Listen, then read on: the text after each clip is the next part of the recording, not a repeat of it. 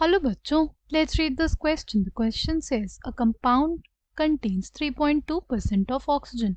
Right? एक compound है जिसमें सिर्फ और सिर्फ कितनी ऑक्सीजन है? 3.2%. The minimum molecular weight of the compound. Minimum molecular weight of the compound is.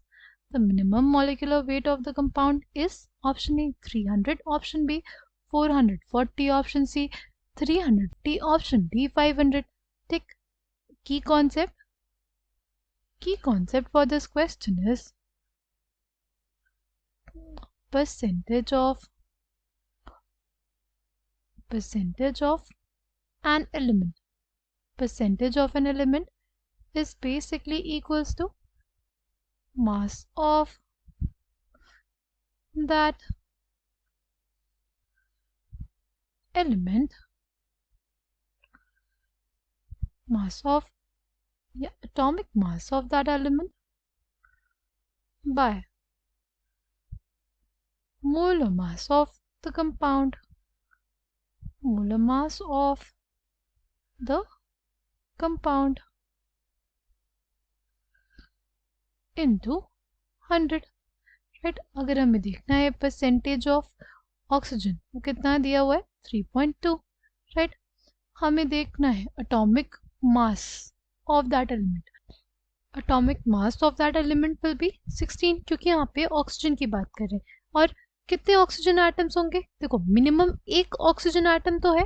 Right, हमें ये तो नहीं जानते एग्जैक्टली कितने नंबर ऑफ ऑक्सीजन एटम्स है, पर हमें पता है कि मिनिमम एक ऑक्सीजन एटम तो है. राइट, और इसीलिए हम लोग यहाँ पे क्या लिख देते हैं, इसको मोलर मास की जगह मिनिमम मॉलिक्यूलर वेट लिख देते हैं. क्या लिख देते हैं? मिनिमम मॉलिक्यूलर वेट लिख देते हैं. अगर कोई ऐसा कंपाउंड होगा जिसमें 3.2% ऑक्सीजन है, राइट, जिसमें 3.2% ऑक्सीजन है, उसके लिए जो मिनिमम मॉलिक्यूलर वेट आएगा वो क्या आ जाएगा? Minimum molecular weight is basically equals to 16 into 100 by 3.2.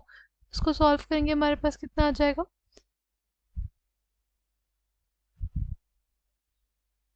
हमारे पास आ जाएगा 1000 by 2.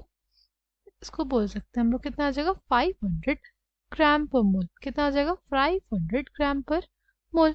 ठीक है, इसको हम लोग ऐसे भी समझ सकते हैं कि अगर हमारे पास 100 ग्राम ऑफ कंपाउंड है, राइट, अगर हमारे पास 100 ग्राम ऑफ कंपाउंड है तो उसका 3.2% यानी 3.2% ऑफ 100 ग्राम किसके बराबर है? हमारे पास है ऑक्सीजन, मास ऑफ ऑक्सीजन के. तो मास ऑफ ऑक्सीजन कितना आ जाएगा? वो हमारे पास आ जाएगा 3.2 ग्राम. राइट, 100 ग्राम ऑफ कंपाउंड में 3.2 ग्राम ऑफ ऑक्सीजन है.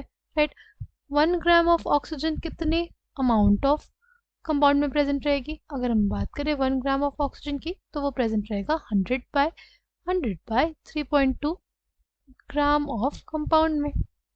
ठीक, एंड अब अगर बात करते हैं कि मिनिमम, हमारे पास मिनिमम 1 मोल ऑफ ऑक्सीजन तो रहेगा. राइट, हमारे पास minimum 1 mole of oxygen atom तो रहेगा. और 1 मोल के लिए जो ऑक्सीजन एटम का मास होता है वो कितना हो जाएगा? हमारे पास हो जाएगा 16 ग्राम.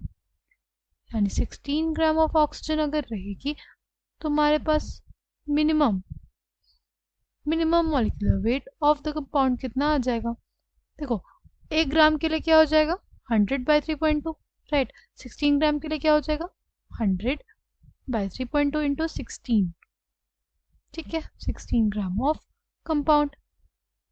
ठीक है, यानी हमारे पास जो कंपाउंड का मिनिमम मॉलिक्यूलर वेट आ जाएगा वो बेसिकली कितना आ जाएगा? हो जाएगा 100 इंटू 16 बाय 3.2. तो दोनों न्यूमरेटर डिनोमिनेटर में हमने 10 से मल्टीप्लाई कर दिया तो 3.2 का क्या हो जाएगा? 32 हो जाएगा. राइट, कैंसिल आउट हो जाएगा. कितना आ गया? आ जाएगा ना हमारे पास 500 ग्राम पर मोल. 500 ग्राम पर मोल क्या हो जाएगा? हमारे पास हो जाएगा molecular mass, minimum molecular mass of the compound. right? Coming back to the question, correct answer for this question will be option D. I hope you understood it well. Thank you and all the best.